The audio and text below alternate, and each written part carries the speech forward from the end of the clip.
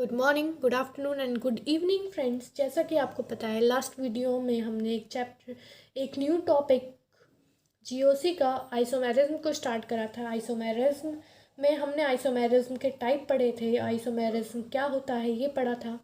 अब हम इसके पार्ट्स पढ़ने वाले हैं। सबसे पहले हम स्ट्रक्चरल आइसोमेरिज्म के पार्ट पढ़ रहे हैं।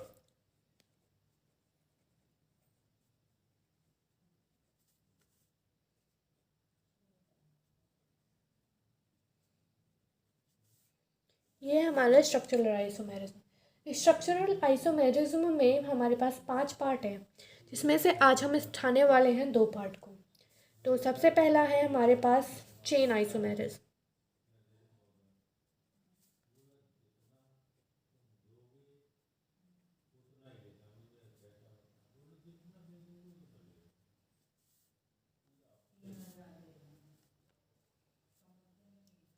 It arises due to difference in number of carbon atom in the main carbon chain.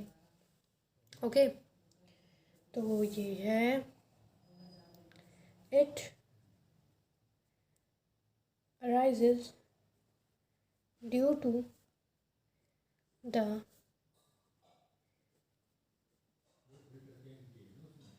difference in number of carbon atoms in main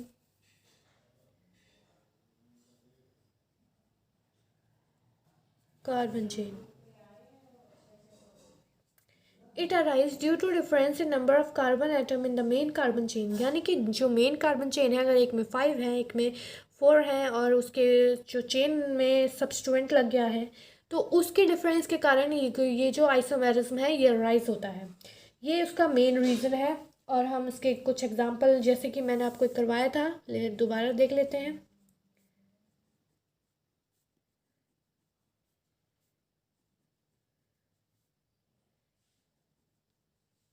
ये है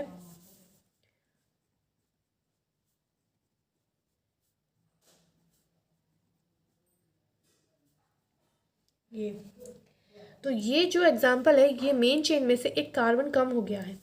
ये एग्जांपल है चेन आइसोमेरिज्म का।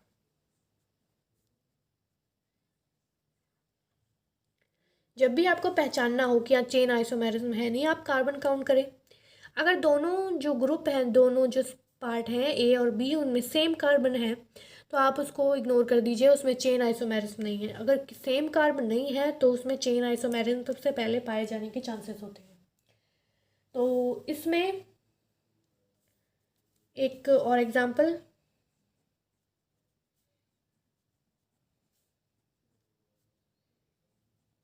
क्या ये चेन आइसोमेरिज्म है? नो, ये होमोलोगस मेंबर हैं सीरीज के। These are members of homologous series.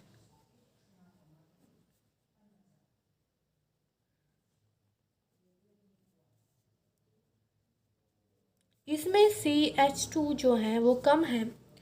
और इसका जो सबसे बड़ा ये है कि ये जो कार्बन है ना, वो टोटल कार्बन इक्वल होने चाहिए। टोटल कार्बन से कोई छेड़खानी नहीं करनी है आपको। आपको बस ये देखना है, मेन चेन में एक कार्बन कम होना चाहिए, वो कार्बन कहीं और शिफ्ट हो जाए लेकिन वो कार्बन रहना उसी ग्रुप में चाहिए। तो इससे हमने सीधा एक कार्बन ही गायब कर दिया है, इसलिए ये जो है चेन आइसोमेरिज्म का हिस्सा नहीं है। ये एक होमोलोगस सीरीज है, उसके मेंबर है CH3। अब यहाँ पे प्रोपेन आ जाएगा, प्रोपेनोइक एसिड, ब्यूटेनोइक एसिड, ऐसे करके सीरीज आगे बढ़ेगी।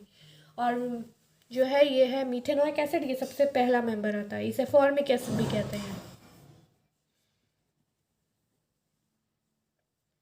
मीथेनोइक एसिड और फॉर्मिक एसिड। ओके, अब हम नेक्स्ट की बात करें तो ये है पोजीशन आइसोमेरिज्म।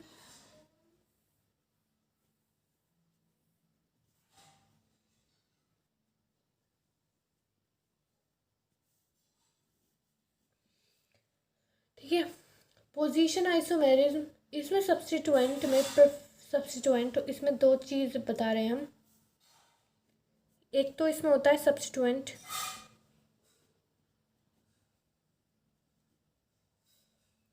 और दूसरा होता है अनसैचुरेशन,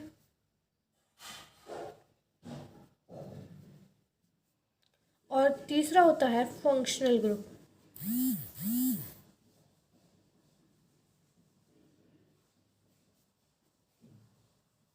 देखो, अब एक बात ध्यान से सुनो।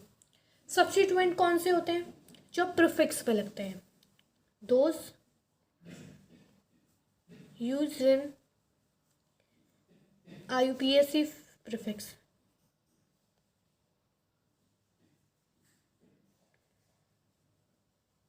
ओके, अनसैचुरेशन यानी कि डबल बॉन्ड और ट्रिपल बॉन्ड, और फंक्शन ग्रुप जो सफिक्स में लगते हैं यानी कि बाद में। ओके, अब इनमें इनकी जो पोजीशन चेंज होती है ना कहीं भी, इस पोजीशन चेंज होने को हम पोजीशन आइसोमेरिज्म में काउंट करते हैं। इसमें मेन चेन में कोई बदलाव नहीं आता। Main chain exactly same carbon की होती है, बस वो जो पोजीशन आइसोमेरिज्म में पोजीशन चेंज होती रहती है। जैसे कि Cl है, Cl की पहले फर्स्ट पोजीशन थी, अब वो सेकंड पे आ गया, सेम ऐसे ही। तो हम लिखेंगे क्या? It arises due to the difference in the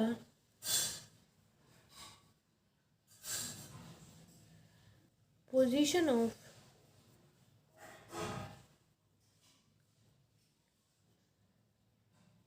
substituents or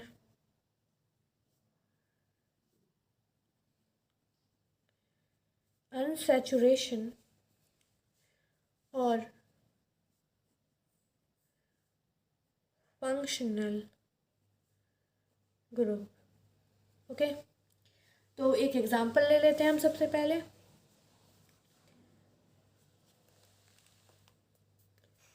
सबसे पहला एग्जांपल हमने लिया है CH3 CH2 CH double bond CH2 और CH3 CH double bond CH2। ये है ब्यूट 1ene और ये है but 2ene। Okay, this was done. इसमें सेम कार्बन है 1 2 3 4 1 2 3 4, बस डबल बॉन्ड की पोजीशन पहले 1 थी, अब 2 हो गई है, इसलिए ये पोजीशन आइसोमेरिज्म की कैटेगरी में आते हैं। अब हम सेकंड एग्जांपल लें तो वो कुछ ऐसा है।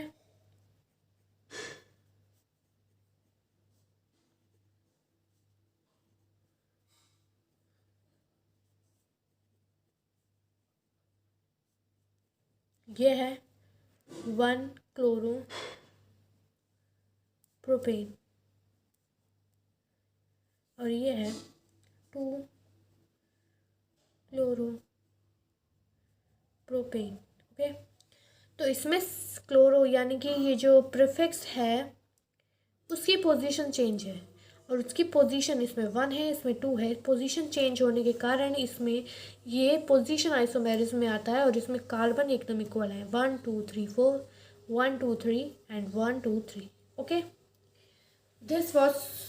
that's all for today's video. If you have any query, any doubt, then comment on the comment box. Thank you.